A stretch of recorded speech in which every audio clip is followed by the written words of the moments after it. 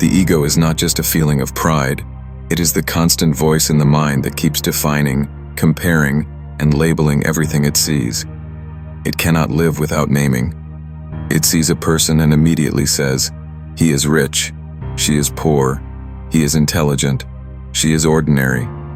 It sees a relationship and calls it mine, toxic, romantic, or failed. It sees a product and labels it cheap, luxury, latest, or outdated. The ego cannot let anything be what it truly is. It constantly puts a stamp, a category, an image, based on past memories and future expectations. And wherever there is labeling, there is division. There is separation. The moment we name something, we stop seeing it freshly. The wonder, the aliveness, the mystery of life is lost, and what remains is a dead image in the mind. This labeling becomes the root of conflict, not just outside but also inside. Take people, for example. You meet someone and instantly form an opinion. He is rude, she is friendly, he is boring, she is attractive. These opinions are not based on real understanding but on past experiences, personal preferences, and conditioning. Once labeled, the person is no longer seen as a living being, but as a fixed idea. And once an idea is fixed, there is no room for real connection. Conflict arises because the person is not living up to the image we have formed. You expect a kind person to always behave kindly. The moment they get angry or impatient, the ego gets hurt. How could they do this to me? But it is not them who are the problem. It is the label you created. The label becomes a filter, and you no longer relate to the person as they are, but as you think they should be. The same thing happens in relationships. The ego labels a relationship as mine, forever, perfect, or complicated. Once labeled, the relationship becomes a possession, not a flowing experience.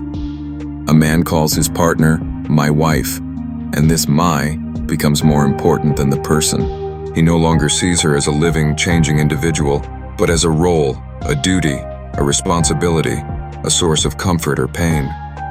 When she acts out of her own freedom, it threatens his sense of ownership. Conflict is inevitable because the ego wants control, and life cannot be controlled. A label brings expectations. Expectations bring disappointments, and disappointments turn into arguments, distance, and pain. Relationships suffer not because people change, but because our ego cannot tolerate change in the image we created of them. Even objects and things are not free from the ego's grip. The moment you buy a phone, you say, "This is the best." You take pride in its brand, its model, its features. You compare it with others. If someone else has a more expensive or newer version, you feel jealous or inferior. If someone admires your phone, your ego feels bigger. But this pride and jealousy have nothing to do with the phone itself. The phone is just a thing. The conflict is in the mind's labeling: mine, better, worse, status symbol. This is how even lifeless objects become a source of psychological suffering. A car, a house, clothes, even a simple cup, all can be used by the ego to build identity. And once identity is involved, peace is lost. You're always protecting, defending, comparing, or improving something that never needed protection in the first place. The ego also labels oneself. You say, "I am successful, I am a failure, I am spiritual, I am insecure." These are all mental tags glued onto a living, breathing being. Once you believe in these labels, they become your prison.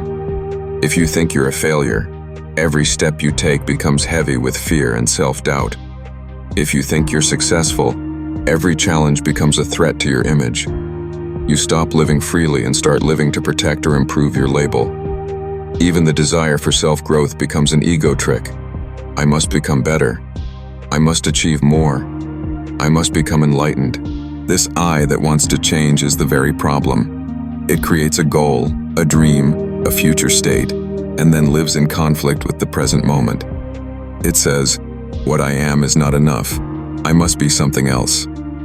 This constant psychological distance between what is and what should be is the root of inner suffering. Even in dreams and ambitions, the ego plays its game. You say, I want to be famous. I want to become a billionaire. I want to change the world. These dreams are not wrong in themselves, but the ego attaches identity to them. You don't just want success. You want it because it will prove your worth. You don't just want to help people. You want to be seen as a helper. You don't just want growth. You want a label that says, I've grown. This subtle desire for recognition, validation, and identity keeps the mind in conflict. If the dream is not fulfilled, you feel like a loser. If it is fulfilled, you fear losing it. Either way, there is no peace. Look at how we even label emotions. This is good. That is bad. This is positive. That is negative. A moment of sadness arises, and the ego says, this should not be happening. A wave of anger comes, and the ego says, I am a bad person. But emotions are natural, like clouds passing through the sky. The moment we judge them, we create resistance. And where there is resistance, there is suffering. The ego wants to be always happy, always calm, always in control. But life is not always that way. Life is wild, alive, and unpredictable. Labeling makes it small, manageable, dead. That's why conflict grows, because we are always fighting with what is. Labeling also appears in our everyday decisions. You label a job as boring, and now every Monday becomes torture. You label a city as dirty, and you miss its beauty. You label a stranger as weird, and you lose the chance to understand them. You label a life situation as bad, and now you can't see the hidden learning in it. The ego divides life into categories: good, bad, useful, useless, mine, not mine, high, low. But life is not divided. Life is one, flowing, complete. It is the mind that creates boundaries.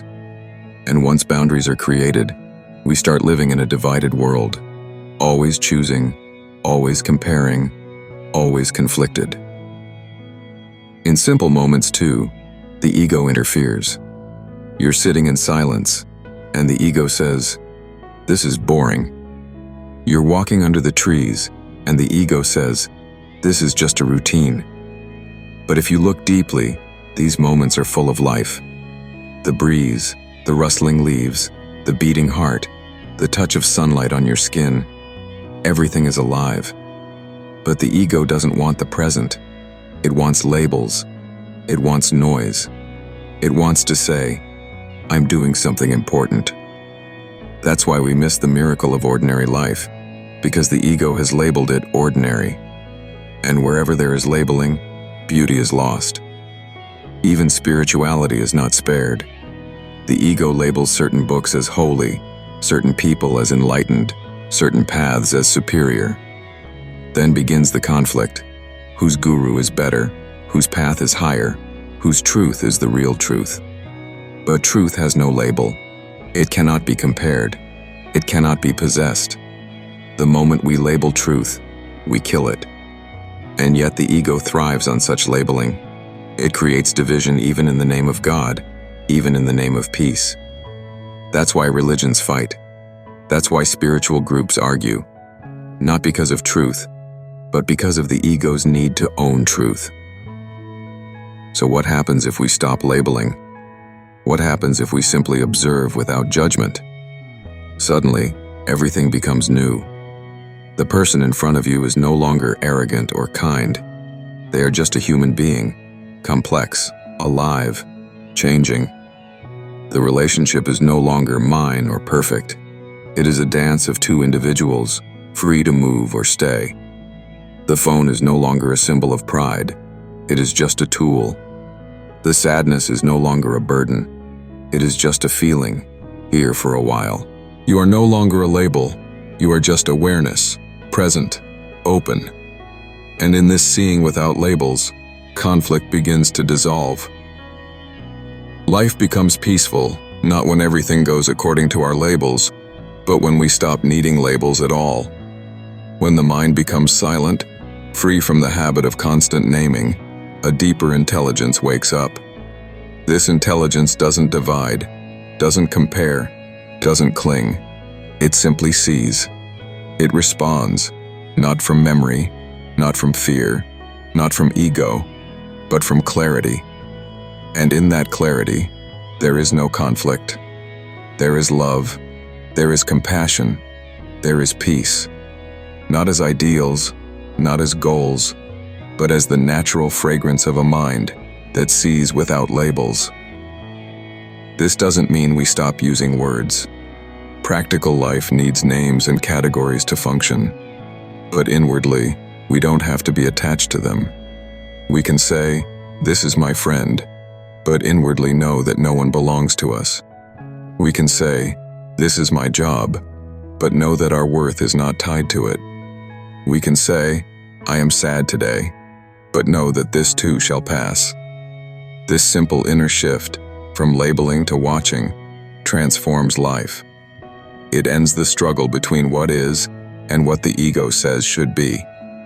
It brings us back to the real, the alive, the now. In this state, the ego becomes quiet, not killed, not suppressed, but understood. And what is understood deeply loses its grip. The ego's game of labeling loses power when we start seeing things as they are, not as we want them to be. This seeing is the beginning of freedom. And where there is freedom, there is no conflict.